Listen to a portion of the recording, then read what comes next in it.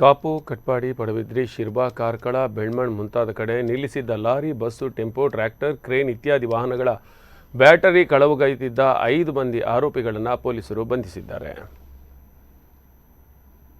Karkala police ಉಪಾಧೀಕ್ಷಕರ ನೇತೃತ್ವದಲ್ಲಿ ತಂಡ ಯಶಸ್ವಿ ಕಾರ್ಯಾಚರಣೆ ನಡೆಸಿದ್ದು, ಕಾಪು ಮತ್ತು ಮುಳೂರು ಪರಿಸರದ ನಿವಾಸಿಗಳಾದ ಮೊಹಮ್ಮದ್ ಶರೀಫ್, ಮೊಹಮ್ಮದ್ ಅಲ್ತಾಫ್, ಫರ್ಜಿನ್ ಅಹಮದ್, ಅಫ್ಜಲ್ ರೆಹಮಾನ್, ಮೊಹಮ್ಮದ್ ಇಜಾಜ್ ಎಂಬುವರನ್ನು ಬಂಧಿಸಿ